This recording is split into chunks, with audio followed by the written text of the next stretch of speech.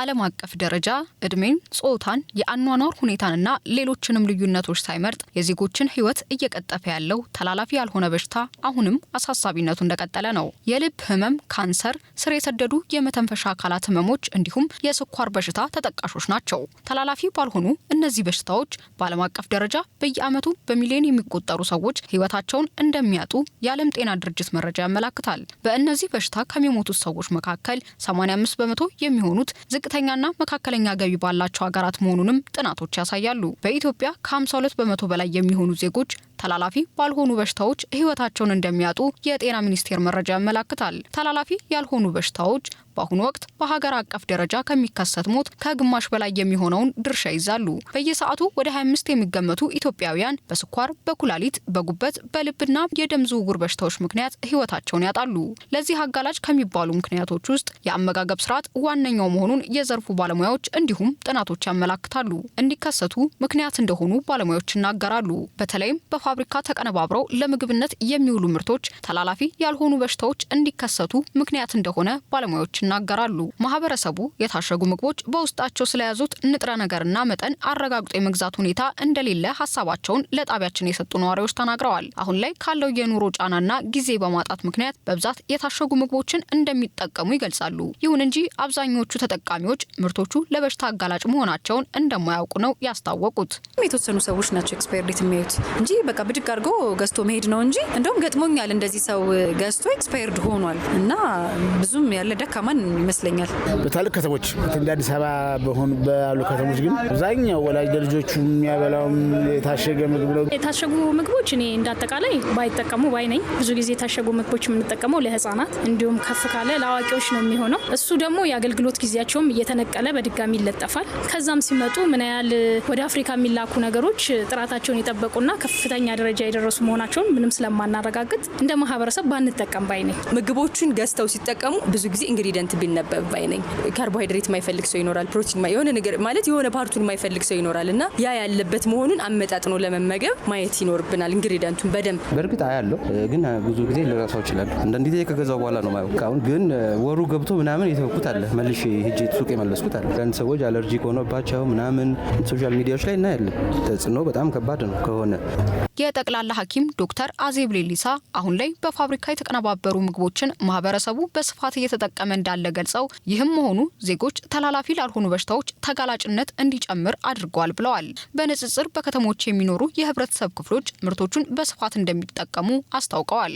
እነኚህ በጣም ሃይሊ ፕሮሰስ ተደርገው ወይም በፋብሪካ ሂደት ተቀነባብረው የሚዘጋጁ ምግቦችን አጠቃቀም ስንመለከት ከጊዜ ወደ ጊዜ ቁጥሩ እየጨመረ ነው የመጣው። አሁን እንደ ሌሎቹ አደጉ እንደሚባሉት ሀገሮች ቁጥሩ በጣም ከፍተኛ ሆኖ የሚያስደነግጥ ደረጃ ባይደርስም ግን ወደ ኋላ ተመልሰን ትሬንዱን ወይንም ደግሞ እየጨመረበት የመጣበትን ትሬንድ ካየ ነው ቁጥሩ ከፍ እያለ ነው የመጣው። የዛም ሪዛልት በፊት ማናቃቸው ኦቤሲቲ ወይንም የሰውነት ክብደት መጨመር፣ ተያያዥ የሆኑ ተላላፊ ያልሆኑ በሽታዎች ቁጥር በከፍተኛ ሁኔታ እየጨመረ ይገኛል። የከተማንና የገጠርን ስርጭት ስንመለከት በከተማ በከፍተኛ ሁኔታ ይታያል። ገጠር አካባቢም ቁጥሩ ዝቅተኛ የሚባል አይደለም። እንግዲህ ለያይተን ስናየው የስኳር የጨውና የስብ ክምችታቸው ከፍተኛ የሆኑ እነኚህ በፋብሪካ ሂደት ተቀነባብረው የሚዘጋጁ ምግቦችን መጠቀም እንደ ስልጣኔ እንደ ሞደርናይዜሽን እየታየ በሁለቱም በገጠርም በከተማም ቁጥሩ ከፍ እያለ ነው። ነገር ግን አሁን በሚታየው ጥናት ግን ከከተማ አካባቢ ክምችቱ ከፍተኛ ነው። ስለዚህ እንደ አንድ ኮንትሪቢዩተር ወይንም ደግሞ አስተዋጽኦ ያደርጋል ብለን የምናስበው ፋክተር እንወስደዋለን ማለት ነው። ይህንኑ ሀሳብ የሚያጠናክሩት የስነ ምግብ ባለሙያዋ ቤተልሔም ላቀው አሁን ላይ የአኗኗር ዘይቤያችን እየዘመነ በመሆኑ ምግብን አብስሎ ከመጠቀም ይልቅ በፋብሪካ ተቀነባብረው ታሽገው የሚሸጡትን ማዘውተር እየተለመደ ነው ብለዋል። እንደዚህ አይነት አመጋገብ ጥንቃቄ ካልታከለበት ለበሽታ የማጋለጥ እድሉ ሰፊ በመሆኑ በተለይም ተጓዳኝ በሽታ ያለባቸው በቂ መረጃ ሊኖራቸው ይገባል ብለዋል።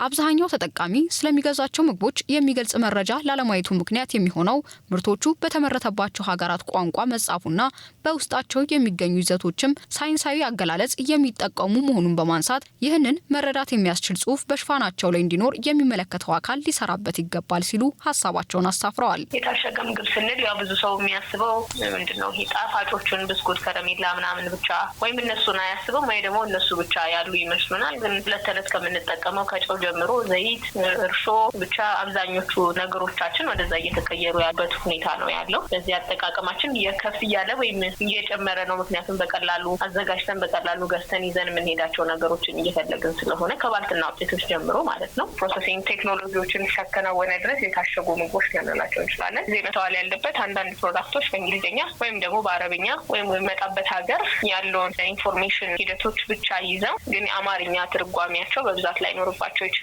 መጀመሪያ ጊዜ ምግብና መድኃኒት ቁጥጥር ባለስልጣን ሲገቡ እሱ እንደ ግዴታ ይጠቀስላቸዋል። የመጀመሪያዎቹ 2-3 ማሸጊያዎች እሱን ሊያካትቱ ይችላሉ። ግን አንዴ ማርኬት ውስጥ ከገቡ በኋላ እነዚህን ኢንፎርሜሽኖች ኢንክሉድድ ላይሆኑ የሚችሉባቸው ብዙ ኦፖርቹኒቲዎች አሉ። ስለዚህ በአማርኛ መሆናቸውን ሜቢ አሁን ባለንበት የማህበረሰባዊ እውቀት ወይም አንደርስታንዲንግ ሌቭል በአግባቡ ምንነታቸው መገለጽ መቻል የሚችሉበትን መንገድ ማየት ወይም ደግሞ ጥሩ በስልካችን ሰርች ማድረግ የምንችልበትን ሁኔታ ማየት አስፈላጊ ነው። የተዋልዶ ጤና አገልግሎት ሰጪ ማህበራት ህብረት ኮርሃ ስራ አስፈጻሚ አቶ አበበ ከበደ በታሸጉና በተቀነባበሩ ምግቦች ምክንያት በእናቶችና ህጻናት ጤና ላይ የሚያስከትለውን ችግር ለማጥናት በእቅድ መያዙን ተናግረዋል።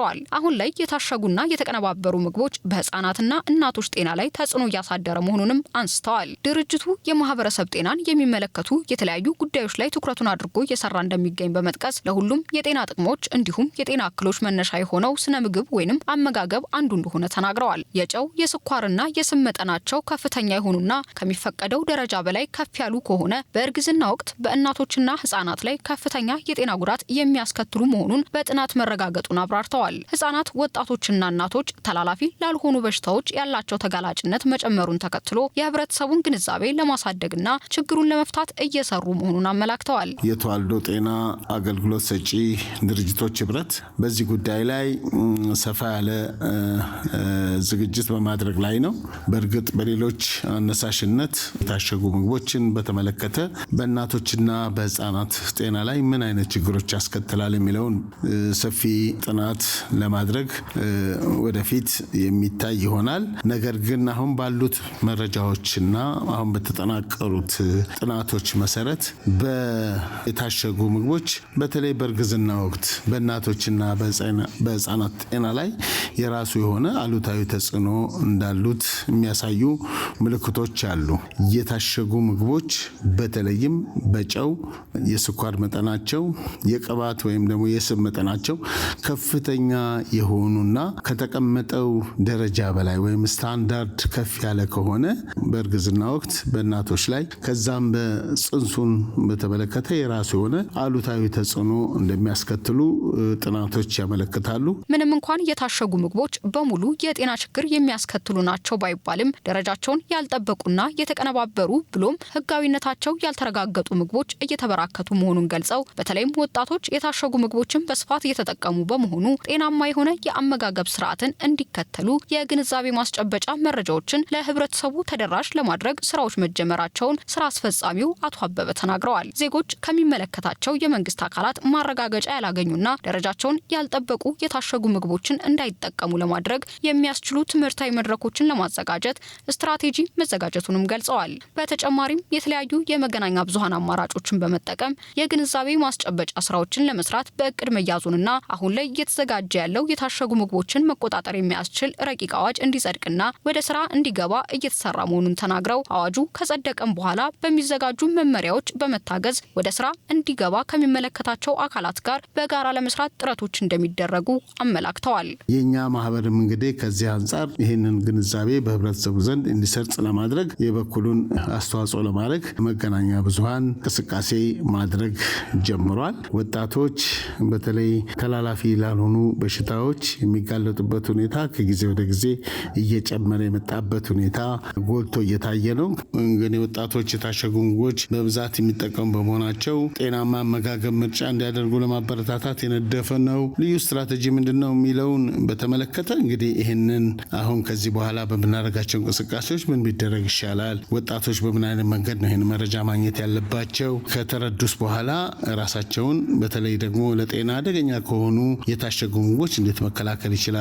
ደረጃቸውን ያልጠበቁ ምግቦችን ከመመገብ በተመለከተ እንደ አንድ ትልቅ ስትራቴጂ አድርገን የምናስበው በተለይ ከመገናኛ ብዙሃን ጋር ከሶሻል ሚዲያ ጋር እነዚህን በተመለከተ እንግዲህ ሰፊ የግንዛቤ ማስጨበጫ ስራዎችን እንሰራለን ብለን ነው የምናስበው። በእኛ በኩል አዋጁ እንዲጸድቅ ብቻ ሳይሆን ከጸደቀም በኋላ ደንቦች፣ መመሪያዎች ወጥተው ወደ ስራ ላይ ሊገቡ የሚችሉበትን መንገድ በቅርበት ከሚመለከቱ የመንግስት አካል ጋር ሆነን ይህንን ግንዛቤ በህብረተሰቡ ዘንድ እንዲሰርጽ ለማድረግ ጥረት ጀምሯል። በአብዛኛው ለኩላሊት ህመም የተጋለጡ ሰዎች ለስኳርና የደም ግፊት በመጋለጣቸው እንደሆነ የሚገልጹት ደግሞ የኢትዮጵያ የኩላሊት ንቅለ ተከላ ማህበር ሰብሳቢ አቶ ቢኒያም አበራ ናቸው። ለደም ግፊትና ለስኳር አጋላጭ የሚሆኑት የታሸጉ ምግቦች በውስጣቸው በሚይዙት የስኳርና የጨው መጠን በመሆኑ ጤናማ ያልሆነ አመጋገብ ቁጥጥር ረቂቅ አዋጅ በአፋጣኝ እንዲጸድቅ ማህበሩ ጥሪ ማቅረቡን አብራርተዋል። በአብዛኛው ኩላሊታቸው የተጎዱ ሰዎች የኩላሊታቸው መጎዳት ዋነኛ ምክንያት የነበረው ወይም የሆነው ደም ግፊት እና የስኳር በሽታዎች ናቸው። ይሄ ደም ግፊት እና የስኳር በሽታ ደግሞ ሙሉ ለሙሉ በሚባል ደረጃ በአብዛኛው ከአመጋገብ ስነስርዓት ጋር የተገናኘ ነገር ነው። የታሸጉ ምግቦች ረቂቅ ፖሊሲ የኛ ማህበር የሚደግፈውና ለተፈጻሚነቱም ደግሞ በትጋት እንዲፈጸም ለማድረግ የሚጥር ማህበር ነው። እነዚህ የታሸጉ ምግቦች ላይ በአብዛኛው በምግብ ይዘታቸው የስኳርና የጨው ይዘት አላቸው። በይበልጥም ደግሞ በውስጣቸው በምግብ ማቀነባበር ስርዓት ውስጥ የተጠራቀመ የስብ ክምችት አላቸው። ይሄ የሚጨመር ስኳር ሰዎች በሚመገቡበት ጊዜ በሰውነት ውስጥ ያለ የስኳር መጠን የተዛባ እንዲሆን ያደርጋል። በሂደት ደግሞ የኩላሊት የመስራት አቅምን እያዳከመ በመጨረሻ ሙሉ ለሙሉ በሚባል ደረጃ ኩላሊት ስራ እንድታቆም ያደርጋል። ሌላው ሶዲየም የምንለው በምግብ ውስጥ የሚካተት ንጥረ ነገር የሃይፐርቴንሽን ወይም የደም ግፊትን ያመጣል። ይሄም በሂደት የኩላሊት መዳከምንና ሙሉ ለሙሉ ኩላሊት ስራ እንዳትሰራ የሚያደርግ ነገር ነው። እነዚህ ንጥረ ነገሮች ወደ ዜጎች በሚመጡበት ጊዜ ቁጥጥር ሊደረግባቸው ይገባል። እነዚህ የታሸጉ ምግቦች ላይ በሽፋኖቻቸው ላይ የያዙት ንጥረ ነገር በመጠንና በአይነት ሊገለጽ ይገባል።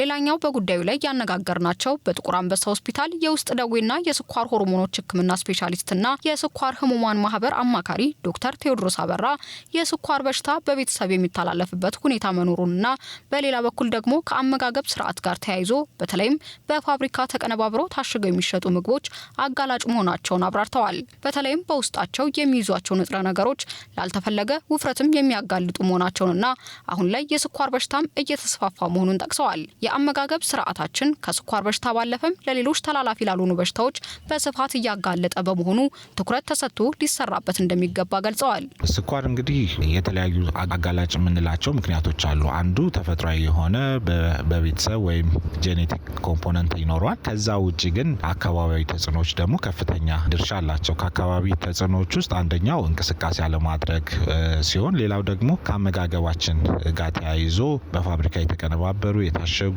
ፕሮሰስድ ወይም በጣም ብዙ የተቀነባበሩ የምግብ አይነቶች፣ ቅባት የበዛባቸው የምግብ አይነቶች ውፍረትን የሚያመጡ በሰውነታችን ላይ ከፍተኛ የሆነ የኢነርጂ ሎድ የሚያመጡ የምግብ አይነቶችን አዘውትሮ መጠቀም ለስኳር ያጋልጣል።